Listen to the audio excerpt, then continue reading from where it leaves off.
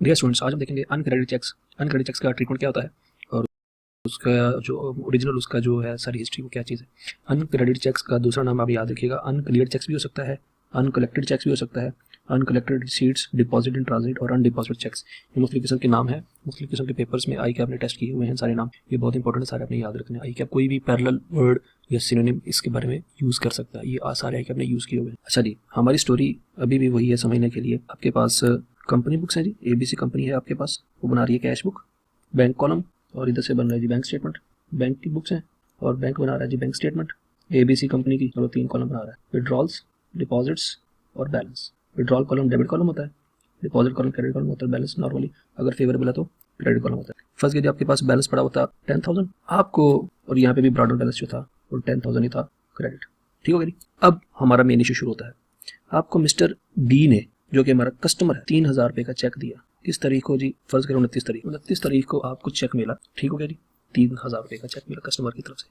याद रखिएगा, check customer हमें दे रहा है, कस्टमर को हमने चीज़ें बेची होंगी क्रेडिट पे, उसने हमें चेक दे दिया। तो अनक्रेडिट चेक का ताल्लुक याद रखिएगा हमेशा कस्टमर के साथ होता है, सप्लायर के साथ नहीं होता है। ये बहुत इंपॉर्टेंट पॉइंट है, आपने याद रखना। ठीक है जी, तो आपको 3,000 रुपये का चेक मिला, आपने उसको अपनी बुक्स में रिकॉर्ड कर लिया डेबिट कॉलम में, तो आपका टोटल बैलेंस हो गया 13,000। आपका क्रेडिट बैलेंस भी आ जाएगा 13,000। ठीक है जी, इस पूरे महीने में कोई ट्रांजेक्शन नहीं हुई। हम सिर्फ इस पॉइंट को फोकस कर रहे हैं, क्रेडिट चेक का होता क्या है, हिस्ट्री क्या है इसकी, और पूरे महीने में कोई ट्रांजेक्शन नहीं हुई। आपका क्लोजिंग बैलेंस आ जाएगा 13,000। अब आपने चेक बैंक में जमा करा दिया, लेकिन बैंक आपके बैलेंस में, डिपॉजिट में कोई भी एंट्री नहीं पास कर रहा। उसकी वजह क्या? उसकी वजह यह है कि आपका बैंक है MCB, ये MCB बैंक है। आपको मिस्टर बी ने जो चेक दिया वो MCB का नहीं था, वो मिजान बैंक का था या ABL का था या UBL, किसी और बैंक का चेक था। अब उसमें 29 तारीख को उसने चेक दिया, आपने 29 को जाके जमा करा दिया। 30 तारीख जो थी वो उस महीने की क्लोजिंग थी।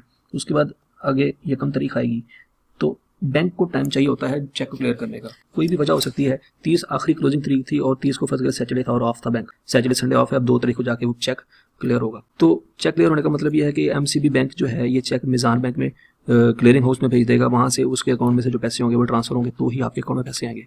मतलब ये 2-3 दिन का काम है, इससे पहले आपके अकाउंट में पैसे नहीं आने प्रैक्टिकली। लेकिन आपकी बुक्स में आपके हिसाब से 13,000 रुपये बैंक में पड़ा होना चाहिए, बैंक कह रहा है जी 10,000 रुपये है। ये इशू है। आपको समझ आ गया होगा कि इशू क्या है। इशू ये है, डिफरेंट बैंक्स के ट्रीटमेंट हैं कि आपके पास जो चेक है वो मिजान बैंक का है, लेकिन आपका अकाउंट MCB में है। तो ये स्टेट बैंक जो है क्लियरिंग हाउस का रोल अदा करता है और उसमें सारे चेक जाते हैं। जिस बैंक का जो चेक होते हैं वो सारे क्लियर होते हैं स्टेट बैंक में जाते। तो डेफिनेटली 29 तारीख को चेक जमा कराया, 2 से पहले वो क्लियर नहीं होगा।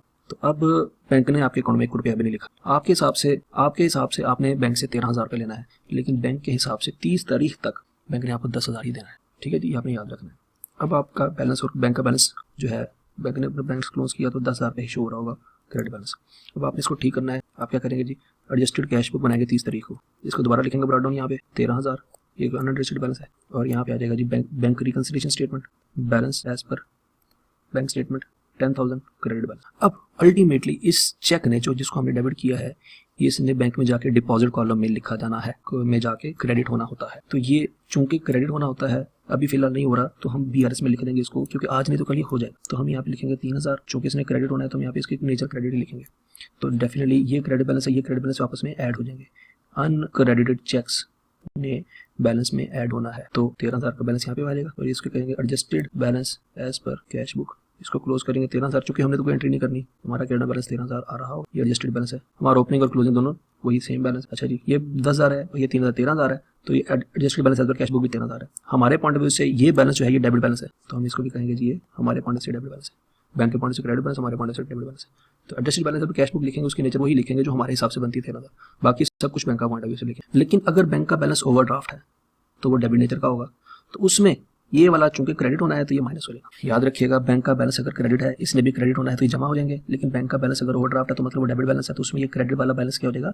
माइनस हो जाएगा, लेस हो जाएगा। तो आपने अनक्रेडिट चेक का नेचर याद रखना है कि हमने किया है डेबिट, बैंक ने करना है क्रेडिट। अगर बैंक का बैलेंस क्रेडिट है तो क्रेडिट आपस में ऐड हो जाएंगे, लेकिन अगर बैंक का बैलेंस डेबिट है तो डेबिट क्रेडिट आपस में से माइनस हो जाए। होपफुली आपको ये अनक्रेडिट चेक वाली सारी कहानी समझ आई होगी कि ओरिजिनली हुआ क्या था। हमने डेबिट किया हुआ था, हम एक्सपेक्ट कर रहे थे कि बैंक क्रेडिट कर देगा, बैंक ने नहीं किया, क्लोजिंग होगी, 30 तारीख आ गई, बैंक क्लोज हो गया।